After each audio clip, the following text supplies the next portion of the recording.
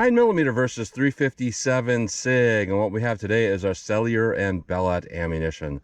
Both of these are 124 grain jacketed hollow points, and I'm going to use my 5-inch M&P 2.0 pistols to test these things. So our 5-inch M&P 9 2.0 and our 5-inch M&P 40 2.0 with a 357 SIG conversion barrel by KKM. So interesting here. I think the bullets are a little bit different in design, but they are very, very similar.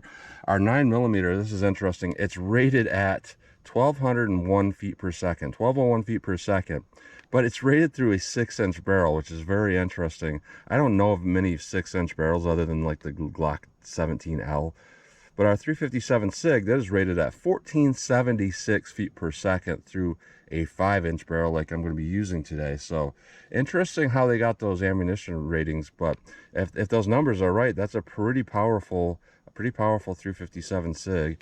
So we'll have to see how these bullets will work. I'm not sure how well those bullet designs are.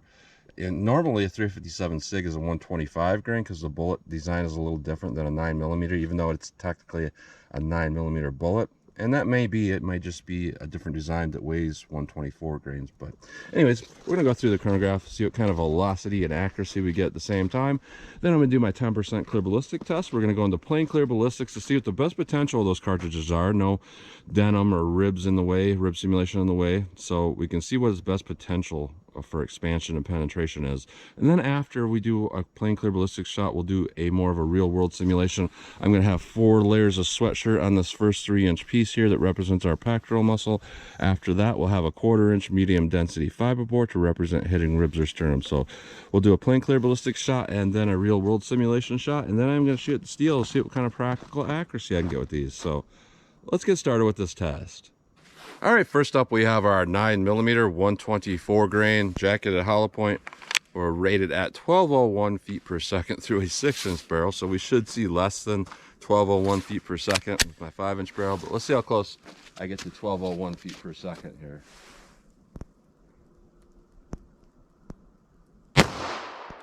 $11.05, 1077,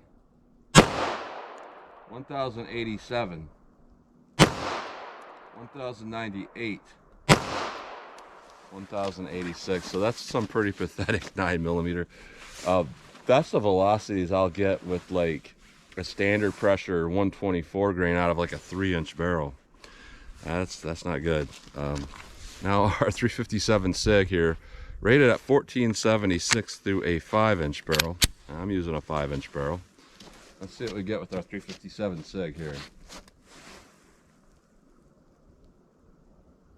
$14.75, 14.86, 14.65, 14.66, 14.60. So yeah, we are pretty close to rated velocity with this. Interesting how they do that. I don't know why they're loading them this way. But let's set our ballistics gel block, see how these compare. All right, we're gonna do our plain clear ballistics shot. No denim in the way to clog a hollow point or anything like that. And we'll see what we get with our 9mm here. So here's our 9mm.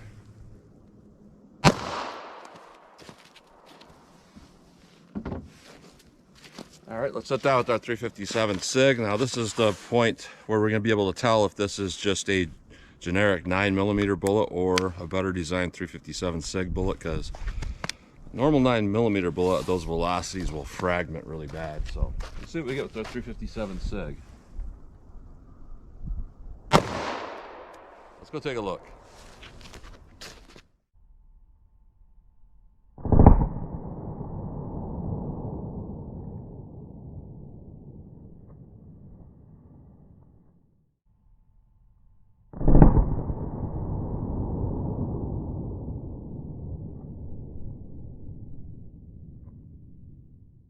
All right, so we did get a little bit of fragmentation with that 357 SIG up here, but it still held together most of its bullets, so that's pretty good. We did get some fragmentation with that 9mm as well. We have some busted pieces of petals there.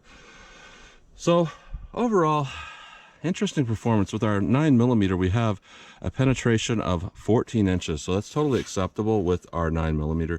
Now with our 357 SIG, we have a penetration of 11.5 inches. Camera parallax will make it look like that's closer to like 12.5 maybe, but we're at 11.5 inches. So that's a little bit under penetrating, but we had a lot of energy dump in that first 3 inches with our 357 SIG versus our 9mm. I mean, the 357 SIG on top is just massive amount of energy dump. So even though we had kind of low penetration, what that's going to indicate is if you had to make a side shot, it's not going to have enough penetration to reach vitals, but on a front-on shot it definitely does, and it's putting a lot more power into that target. So I would say overall, even though we had under penetration, our 357 SIG did a little bit better. So let's put on our fabric, put in our rib simulation, and see how they continue to compare that way.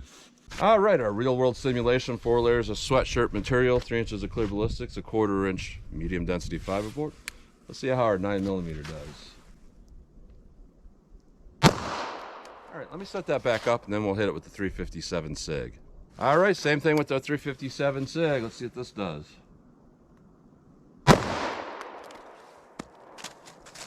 Let's go take a look.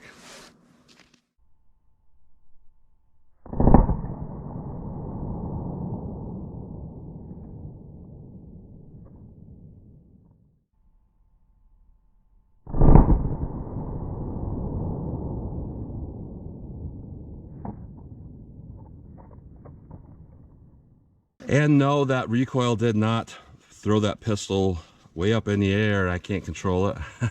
I know somebody's going to comment that. I do this all the time when I want to see what's going on in front of me. It's quicker to lift the pistol and look that way, to lift the pistol rather than pull it down. So I had to lift it up to kind of look and see what was happening, because I wanted to see where everything was going to, because that's first 3 inch flying. But what we got going through our medium density fiberboard, one of these is the 9mm. The holes are the same size, so it's hard to tell. I really couldn't tell you the difference here, which is which. But after hitting with the 357 SIG, the whole thing cracked and blew into pieces here. So they actually completely reversed everything here. Pretty close to a reversal, if not exactly a reversal, of the penetration numbers between the two. We had more penetration with the 9mm in plain gel, but we have more penetration with the 357 SIG and more of our real world simulation, and I trust the real world simulation a little bit better. So I think we had 9 inches with our 357 SIG in the past, and then 14 with the 9mm. It's pretty much reversed here. Our 9mm going through MDF, we're actually closer to 12 inches. We're just shy of 12 inches with our 9mm going through our rib simulation, all that. Now 357 SIG, interesting. I think that fabric lowered its expansion threshold just a little bit, and we're at about 14.25 inches of penetration. So looking at all of this, I would definitely say that, you know, both are pretty acceptable, but yeah, you can get better 9mm than this. Like if this were, you can go on certain websites and get ammunition that's like HST and Gold Dot in 50 round boxes for not a lot more than what I paid for this. And instead of getting, you know, 1,080 feet per second out of this pistol, you're going to get more like 1,250 feet per second. So you're not really saving a lot by getting this Sellier and Bellot 9mm. But on the reverse is true for our 357 SIG, because 357 SIG sometimes is very expensive, and these 50 round boxes were pretty cheap, and the performance, I would say, is really good for what they are. So I would say, you know, both are fine, but you know, you could do better with 9mm. Now 357 SIG, if this is all you could get, yeah, I would definitely take that, because it's performing pretty well, dumping a lot of energy, and you know, you can't argue with velocity like that. You know, even if the bullet design is garbage, you can't argue with that amount of power. It's pretty good. So let's pull these out of the block. We'll take a close-up look at them, then I'll shoot our steel, see what kind of practical shootability I can get with these. All right, so here's a close-up look at these bullets, our 9mm through our plain gel and our 357 SIG through our plain gel. Interesting performance here with these petals coming out the way that they do. Doesn't really give a very good measurement when I measure them, because, you know, that's sticking out, but pretty wide overall for what it is. And a little bit of fragmentation. Now 357 SIG here, definitely a lot more mangling.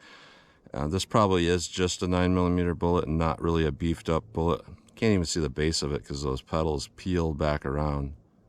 You know, like this right here, the 9mm sticks out, but on the 357 SIG, it hits us so much power, it rips that back around and folds it around the back. Definitely mangled up, but that's, you know, being a mangled bullet isn't necessarily a bad thing. I mean, it is for the target, but not for you. Now here's our 9mm through our medium density fiberboard and denim. Here's our 357 SIG. So not a whole lot of change there. With our 9mm, it did peel those pedals back a little bit, hitting that rib simulation. But overall, I'd say that's not a bad performing round. It just had a little bit of under penetration with our medium density fiberboard shot. Now, out of all the shots I took here, 357 SIG through our medium density fiberboard and fabric, you know, this one probably did the best today. Again, it peels it back, so I can't even see the base of that bullet. Absolutely mangled, you know. You might say, well, that just fragmented apart, but I mean, we had adequate penetration with this. We had about 600 foot-pounds of energy. So that much energy mangling a bullet like that, think of what it's going to do to the target too. So not bad performance overall. So I am kind of surprised that our 9mm was as weak as it is, but it still performed kind of okay. As we're our 357 SIG, you know, not perfect, but a little bit better than, well, kind of a lot better than our 9mm overall. So that's a close-up look at those. All right, 12 yards from the target. You might notice I pull these from the pocket in my coat here. Whenever I do that, everything comes out of the pocket so that nothing can hit the triggers, and these things are upside down so that they can't flip. So I know the muzzle direction and all of that. So I just want to see what kind of shootability these things have. And what I mean by that is not slow accuracy, how tight can I group these, but if I just pull the trigger as fast as I think I can hit the target, how well will they hit the target and group for me that way? So 9mm, 12 yards from the target. Let's see what this thing does for me.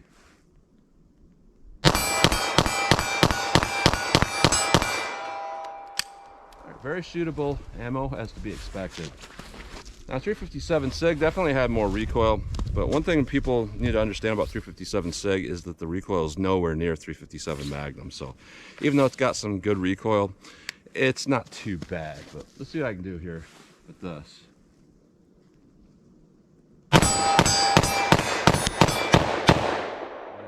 Last couple shots there, I started pulling it because like I said, I'm just trying to see how fast I can hit the target. I'm not even putting good technique into that. I'm just trying to see just an average hold and average feel what will happen. It started to warm its way up just a little bit, and then I started pulling them to the right quite a bit because of that. So it definitely takes a lot more skill to shoot this thing well. So let me back it up and see how these things continue to shoot for me. All right, 75 yards from the target. You know, 5-inch pistols can be pretty accurate, so I am kind of curious how these things will do from 75 yards. So 9mm, let's see what I can do with this.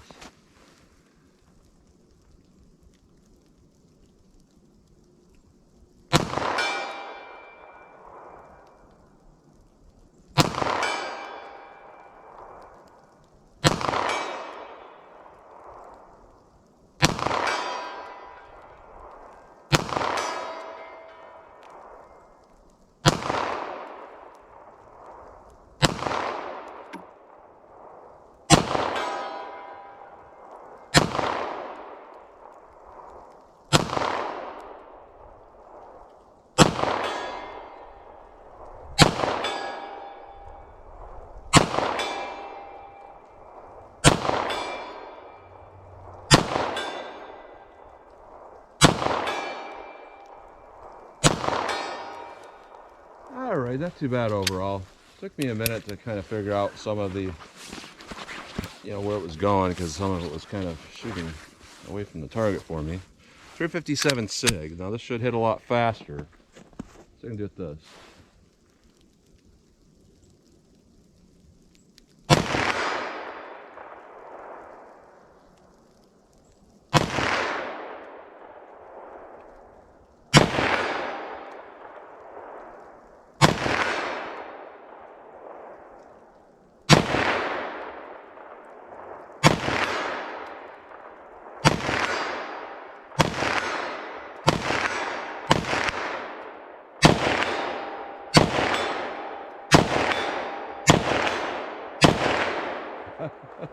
Just kind of having some fun there. So yeah, I think this ammo is a little more accurate than what I am, because we're not really trying there. But I would say overall, though, it seems like our 357 SIG seems a little more consistent with its accuracy overall, even though I'm firing them kind of quickly there.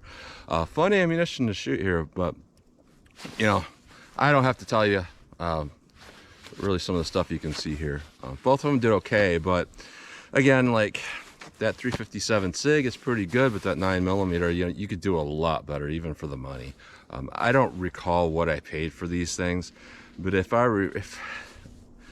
remember right, that I think that box of 9mm was like 20 bucks, and that 357 SIG was only like 25 or something. So for a 50 round box of that, that's actually cheaper for that 357 SIG than the American Eagle Full Metal Jacket.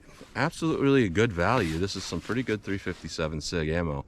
And even if I went through a shorter barrel, you know, judging that I'm getting the rate of velocity through a 5-inch and they're showing a 5-inch, you know, you're going to lose maybe 100 feet per second. You're still going to be at 1350, 1375 through a 4-inch barrel. So overall, I'd say that's a pretty good value, and you could double that as your training ammo and your carry ammo, and I would have no issues with that at all if I was going to do that, because it performed pretty well.